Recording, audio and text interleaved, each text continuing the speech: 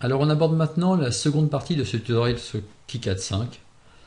Il s'agit d'associer à chaque composant une empreinte physique. Par exemple, dans le cas de ce connecteur, qui est un bornier à vis, 3 points, au pas de 5 mm, l'empreinte physique ressemble à ceci et dispose de 3 pastilles, ainsi que d'une représentation sur différentes couches du logiciel de CAO.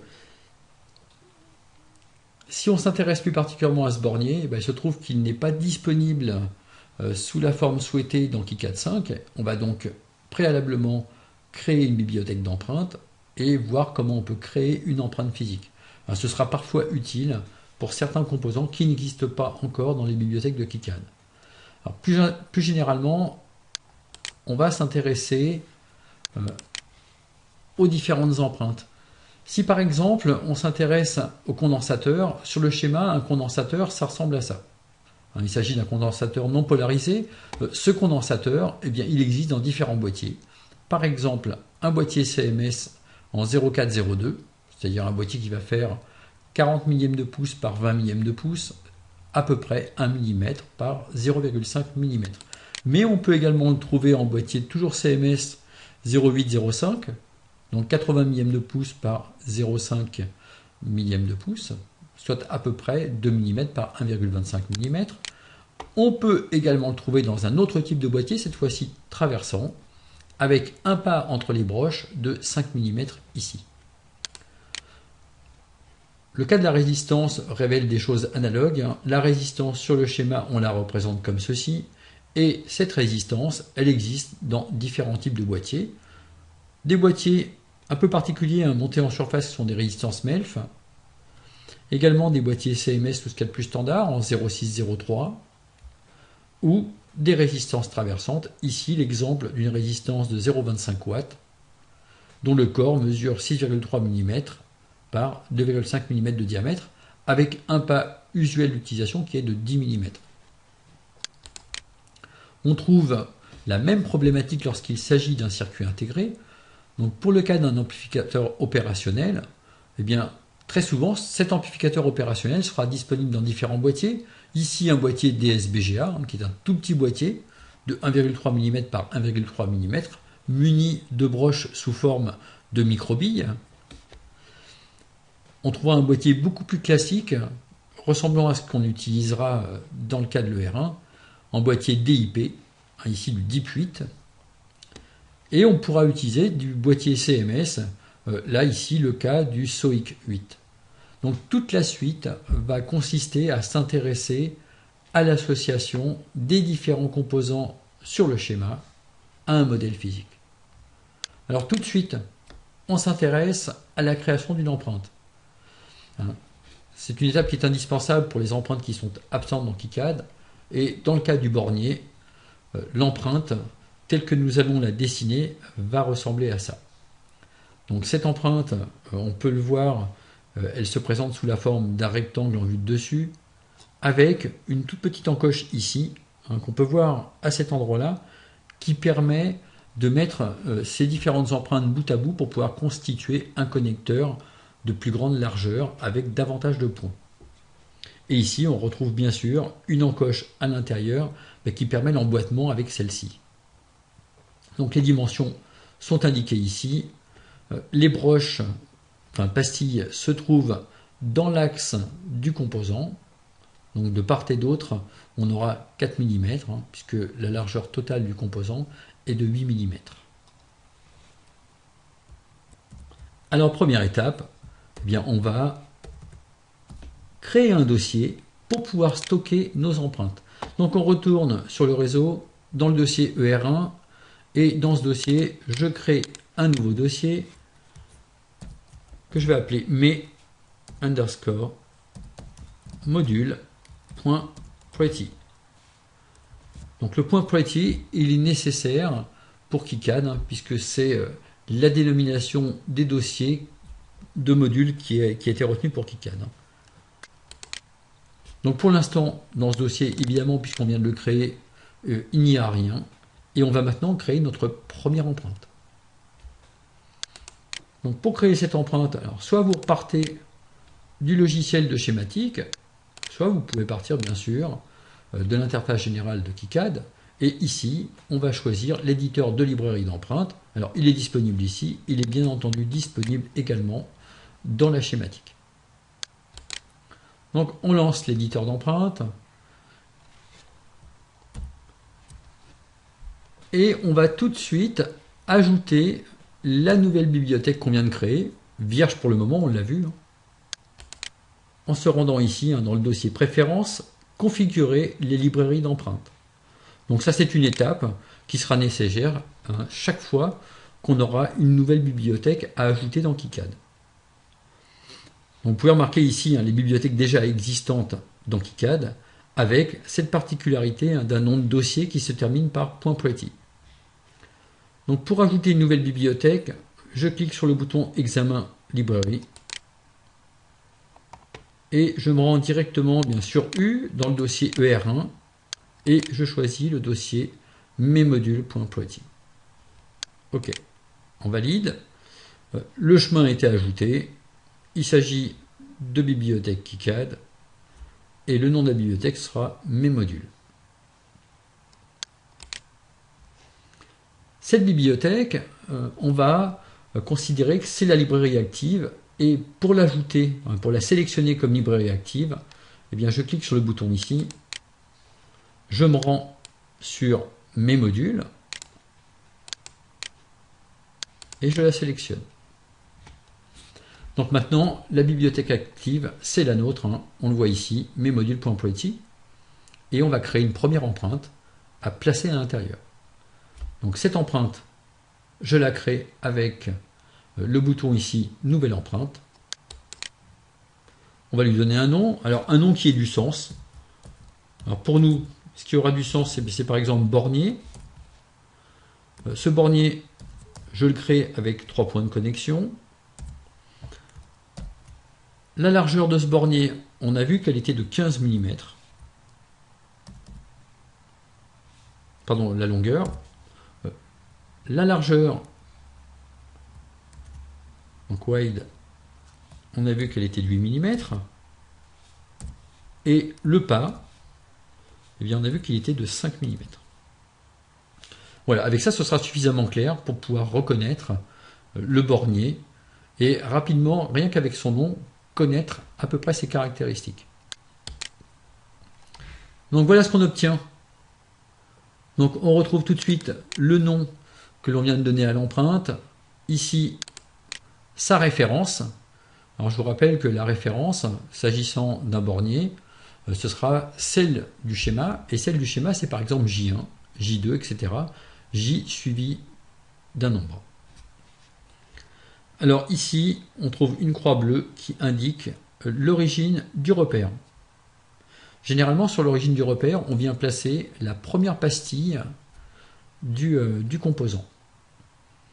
Alors tout de suite, pour mettre un petit peu au clair les choses, je vais déplacer ici la référence, déplacer le nom de l'empreinte.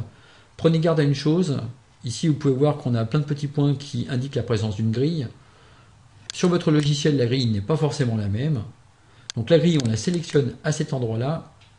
Le composant qu'on va dessiner est un composant en millimètres. Le pas est de 5 mm précisément. On va donc choisir une grille plutôt en millimètres.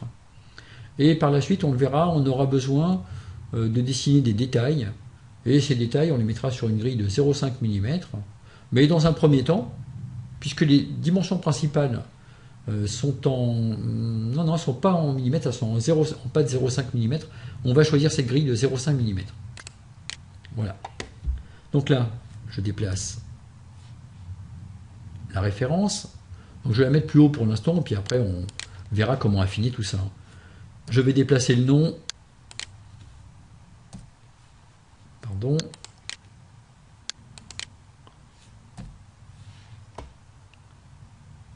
Donc j'utilise la touche M pour déplacer. On a déjà vu ça au niveau de la schématique. Allez, première chose à faire, on va placer les pastilles. Alors si on revient sur la présentation de cet élément il dispose de broches ici. Broche qui nécessite de percer le circuit imprimé avec un diamètre de forêt de 1,3 mm. Donc je vais créer une pastille. Donc ici j'ajoute une pastille et je la place à l'origine du repère. Donc origine du repère que vous pouvez voir ici, là, puisqu'on a les coordonnées du point courant au niveau du curseur de la souris. Donc là on voit les coordonnées XY changer. Donc XY c'est les coordonnées de la souris. DX, DY, eh bien, ce sont les coordonnées par rapport à un point de référence que l'on peut fixer en appuyant sur la touche espace. On verra ça par la suite. Donc cette pastille, pour l'instant, elle a des dimensions par défaut que je vais éditer. Pour éditer, alors soit je sélectionne, je fais un clic droit et je choisis d'éditer les propriétés, soit je clique, j'appuie sur la touche E. Donc voilà les propriétés de cette pastille. Donc pour l'instant, on a un numéro de pastille, 1. On a ici des dimensions de pastille, donc 1,5 mm, c'est très petit. Pour la pastille qui constitue la broche numéro 1, qui correspond à la broche numéro 1, généralement on choisit plutôt une pastille rectangulaire. Le diamètre de perçage, on l'a vu, est de 1,3 mm. Et alors de façon usuelle, on va faire en sorte d'avoir des pastilles dont le diamètre ou le côté soit égal à 2,5 fois le diamètre de perçage. Donc ici, ça donne à peu près 3 mm. Et pour les besoins d'une fabrication artisanale, donc comme c'est le cas à l'IUT, on ne descendra pas en dessous de 2 mm. Si on est amené à descendre en dessous de 2 mm, parce que les pastilles sont très proches les unes des autres par exemple, on changera la forme, ou on changera la dimension dans une des directions, de façon à donner suffisamment de prise pour pouvoir souder avec une fabrication artisanale. Ok, donc voilà, je dispose de cette première pastille. Allez, tout de suite on en ajoute une autre. Si on revient ici sur le descriptif, on a 5 mm entre les deux, donc cette nouvelle pastille, je l'ajoute ici à 5 mm. Alors en bas, vous pouvez voir X et Y. Donc ici, je me suis placé à 5 mm. Je rappelle, c'est ici qu'on voit X et Y. Donc voilà, à 5 mm. Et je place tout de suite la troisième, donc à 10 mm, pour qu'on ait bien 5 mm entre chaque pastille. Alors la première devait être carrée, les suivantes, on choisit plutôt de les tracer rondes. Donc pour ça, j'appuie sur E pour éditer, et je vais changer sa forme, à choisir ovale. Alors je pourrais mettre circulaire, ça revient tout à fait au même, puisque de toute façon les dimensions sont les mêmes sur X et Y. On ne change bien sûr pas le trou de perçage. Et pour avoir à éditer parfois plus rapidement un ensemble de pastilles, il est possible, en sélectionnant celle-ci, de copier ses propriétés.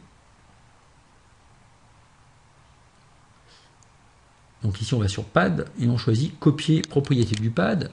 Je sélectionne la suivante et là je vais aller coller les propriétés du pad. Bien, on a maintenant l'ensemble des pastilles. Il s'agit pour dessiner la suite du composant, eh bien de dessiner tout ce qui apparaîtra sur la couche de sérigraphie, c'est-à-dire cette couche qui sur le circuit imprimé va permettre de nous renseigner sur la façon dont le composant se représente, quelle est son allure. C'est une couche d'information. Alors pour ça on va respecter les dimensions. On a 2,5 mm ici, 2,5 mm par là, pour obtenir, en ajoutant à ces 10 mm d'anthrax entre les broches 1 et 3, une largeur totale de 15 mm. Par ailleurs, on a au total 8 mm, sachant que les broches sont centrées, donc 4 mm de chaque côté. La sérigraphie sur le dessus, c'est celle-ci. C'est cette couche-là, donc je sélectionne la couche correspondante. Et à partir de là, je peux tracer des éléments sur cette couche. Alors pour tracer les éléments, je vais d'abord me placer aux coordonnées XY, moins 2,5, 4. Donc on le voit ici, vers la hauteur, je suis en moins 4 mm par rapport à ma pastille, et à moins 2,5, j'effectue un clic pour commencer un premier segment. Et comme ça, je vais parcourir une distance de 15 mm. Vous pouvez voir d'ailleurs en bas ici la distance qui apparaît. Donc on parcourt les 15 mm et donc on se trouve aux coordonnées x 12,5, y moins 4. On a bien un composant d'une quinzaine de 15 mm précisément en longueur. Et comme ça on va descendre jusqu'à y égale 4. On va revenir au point qui se trouve placé de façon symétrique par rapport au premier tracé. Et pour terminer le tracé, on effectue un double clic. Donc ça y est, j'ai tracé le contour de mon composant. Donc tout ça, je le rappelle, c'est ce qui va être visuel et qui apparaîtra sur le circuit imprimé, qui sera dessiné sur le circuit imprimé. Alors ici, on a des repères, des petits repères, qui nous permettent de visualiser un petit peu la forme du composant. En fait, là, on représente quelque chose qui est biseauté. Ici, on va représenter les vis, en fait les têtes de vis. Là, avec le triangle, on va représenter le fait que le câble va rentrer de ce côté-là. Et puis ici, on représente également le fait qu'il y ait une petite face biseautée, c'est ce qu'on voit apparaître ici. Regardez, on voit le premier biseau ici, et là on voit le biseau beaucoup plus biseauté, beaucoup plus incliné, matérialisé par ce point-là, enfin par cette droite-là. Donc on y va pour la représentation de ces éléments. Donc pour les représenter, toujours l'outil sur la sérigraphie. Donc on a dit quelque chose d'assez important de ce côté-là. Un double clic pour finir. Ici quelque chose de beaucoup plus faible. Un double clic pour finir. On va représenter les vis. Alors pour représenter les vis, je commence par tracer un cercle. Pour tracer un cercle, on se positionne au centre, on effectue un clic et on agrandit le cercle. C'est parti pour les trois. Ensuite, on va représenter les triangles pour l'entrée des câbles. Donc les entrées de câbles, c'est donc des triangles qui vont être pleins, donc polygone graphique rempli, qu'on va représenter par un premier clic ici, un second et un double clic pour finir.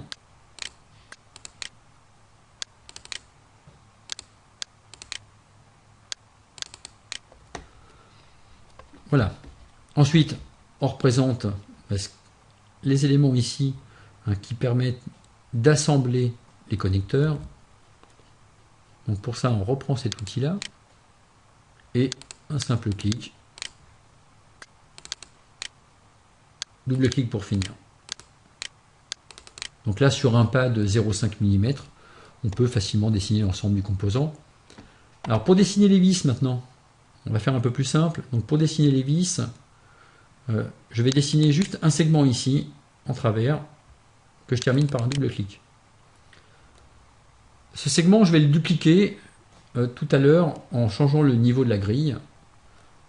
Et donc pour ça, je vais placer la grille cette fois-ci à 0,25 mm. Donc je me remets dans le mode sélection en cliquant sur la flèche ou en appuyant sur échappe sur le clavier. Et là maintenant, je sélectionne cet élément-là. Cet élément, je le déplace voilà, juste d'un cran. Alors, on peut zoomer avec la molette de la souris. Et lorsqu'il est sélectionné, avec un CTRL D ou avec le menu contextuel duplication, un CTRL D, eh bien j'en crée un second que je vais placer ici. Donc ça matérialise la tête de la vis. Et c'est parti, avec CTRL D, on réalise les autres.